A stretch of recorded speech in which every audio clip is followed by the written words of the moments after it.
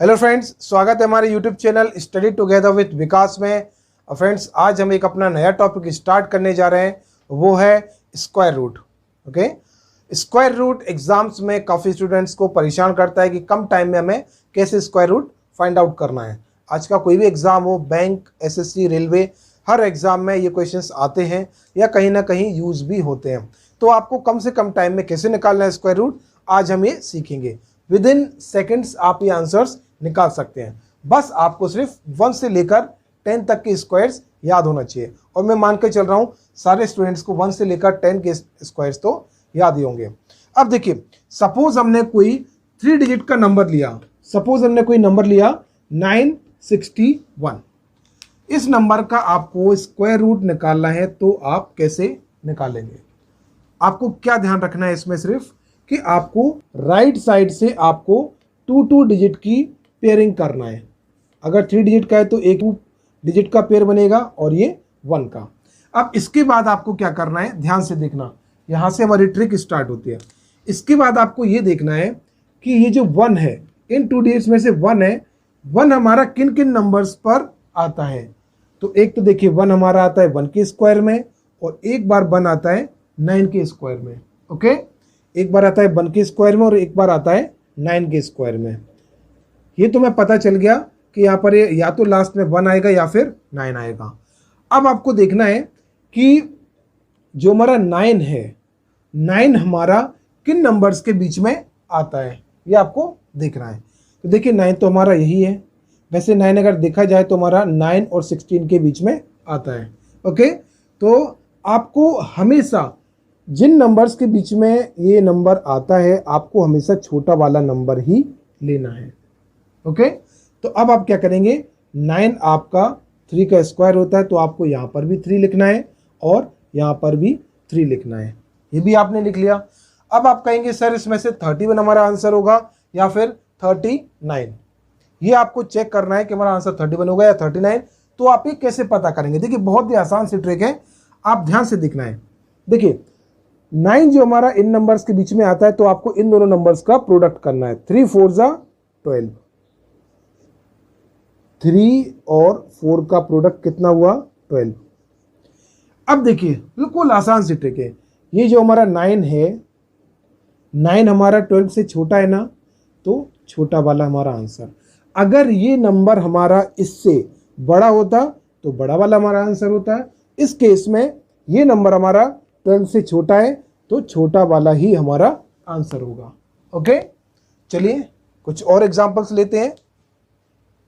अब हम एक और बड़ा नंबर लेते हैं, तो उसमें देखेंगे कि हम कैसे निकालेंगे। अभी हमने डिजिट का नंबर लिया था, इस बार हम लेंगे 4 डिजिट का। सपोज आपको स्क्वायर रूट निकालना है 7921। इस नंबर का आपको स्क्वायर रूट निकालना है, तो आप कैसे निकालेंगे? तो आपको सेम प्रोसीजर दोबारा से फॉलो करना है। देखिए आपको राइट साइड से 2 की पेयरिंग स्टार्ट करना है। ये आपकी 2 की हुई, यहाँ पर भी 2 की हुई। अब आपको देखना है कि 1 हमारा किन नंबर्स के स्क्वायर में यूज होता है। तो देखिए 1 हमारा एक 1 के स्क्वायर में और एक 9 के स्क्वायर में। तो यहाँ पर आप लिख लीजिए, एक 1 के स्क्वायर में होता है और एक बार 9 के स्क्वायर में। फिर आपका अगला स्टेप क्या था कि आपको ये देखना है कि ये 79 जो है किन नंबर्स के स्क्वायर के बीच में आता है। 79 हमारा किन नंबर्स के स्क्वायर के बीच में आता है? तो आप यहाँ पर देख रहे होंगे कि 8 और 9 के स्क्वायर के बीच में आता है 79। देखिए 79 इन दोनों के स्क्वायर के बीच में आता है, तो इनमें से जो छोटा नंबर है वही हमें सेलेक्ट करना है, 8। इन दोनों में से छोटा कौन सा है? 8। तो हमने यहाँ पर भी 8 लिख लिया और यहाँ पर भी 8 लिख लिया। अब आपका अगला स्टेप क्या था कि जिन नंबर्स के बीच में 79 आता है उन दोनों को प्रोडक्ट करना है। तो 8 9 जा कितना होता है? 72। 8 9 जा कितना हुआ? 72। अब आपको क्या चेक करना है कि ये नंबर 72 से छोटा है या ये नंबर 72 से बड़ा है। आप देख रहे हैं कि 79 जो है 72 से बड़ा है, मतलब बड़ा नंबर, इन दोनों में से जो बड़ा नंबर है यही हमारा आंसर है। आई होप स्टूडेंट्स को ये काफ़ी अच्छे से समझ में आया होगा। अब पहले मैंने 3 डिजिट का नंबर लिया था, इस केस में 4 डिजिट का। अब मैं लूंगा आपके सामने 5 डिजिट का। 5 डिजिट का अगर आपके सामने कोई नंबर है तो उसे आप कैसे सॉल्व करेंगे। अब जो हमारा नेक्स्ट नंबर है 5 डिजिट का है और ये हमारा नंबर है सपोज 15129। आपको इस नंबर का स्क्वायर रूट निकालना है तो आप कैसे निकालेंगे। मैंने आपको क्या बताया था कि राइट साइड से आपको दो दो नंबर की पेयरिंग करना स्टार्ट करना है। ओके, सबसे पहले आपने क्या किया, दो दो नंबर की पेयरिंग करना स्टार्ट किया। अब आपको देखना है कि 9 जो है, 9 जो हमारा किन नंबर्स के स्क्वायर में यूज होता है। ओके, तो आप यहाँ पर देख रहे हैं 3 के और 7 के बीच में ये हमारा यूज होता है। तो यहाँ पर 3 लिखेंगे, यहाँ पर 7। फ्रेंड्स, एक चीज आप हमेशा याद रखना कि जो ये दोनों नंबर्स हैं इनका सम हमेशा 10 रहेगा। 3 + 7 10, इनका सम हमेशा 10 ही रहेगा।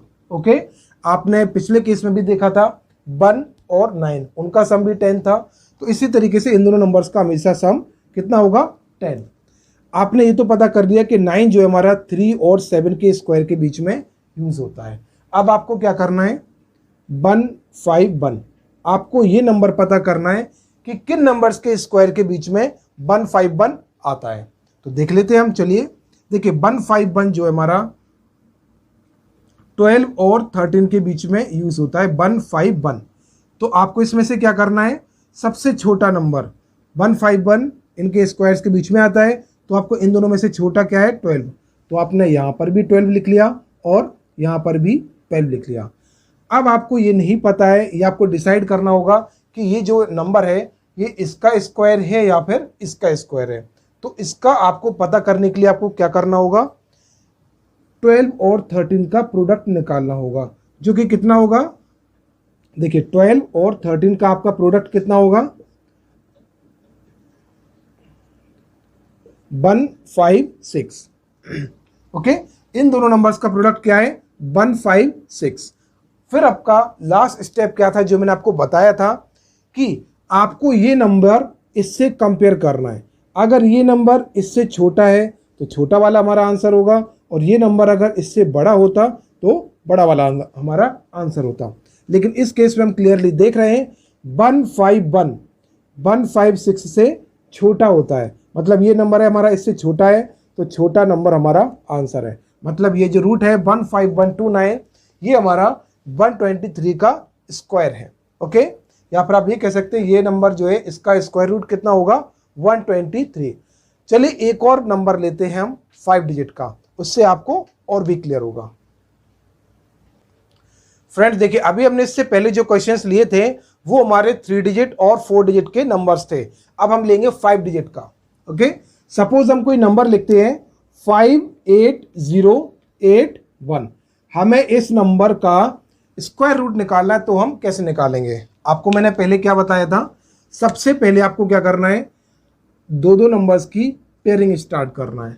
ओके, तो देखिए यहाँ पर जो 1 है, आप फिर से देख रहे होंगे कि 1 हमारा किन किन के स्क्वायर्स के बीच में आता है। तो एक तो 1 के स्क्वायर में 1 आता है और एक 9 के स्क्वायर में 1 आता है। तो हमने क्या किया, यहाँ पर 1 लिखा और यहाँ पर 9। फ्रेंड्स, आपने फिर से देखा कि इन दोनों का सम 10, हमेशा इन दोनों नंबर्स का सम हमेशा ही 10 होगा। ओके, चलिए और आगे देखते हैं हम।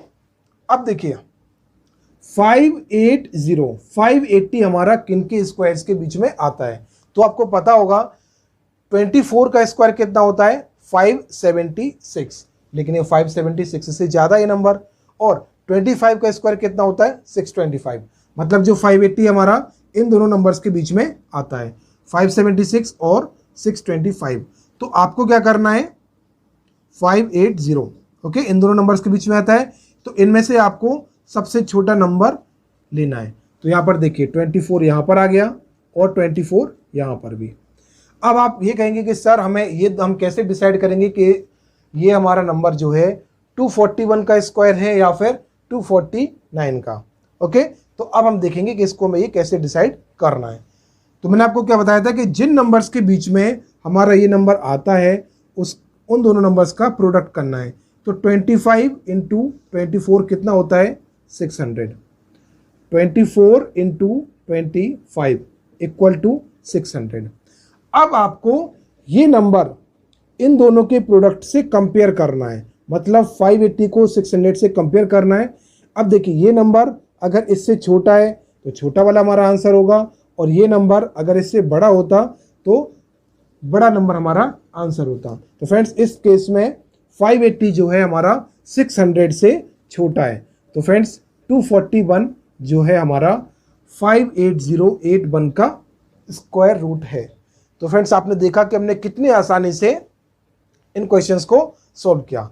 अब देखिए नेक्स्ट क्लास में हम क्या देखेंगे। ये तो हमारे नंबर्स ऐसे थे जो कि परफेक्ट स्क्वायर रूट थे।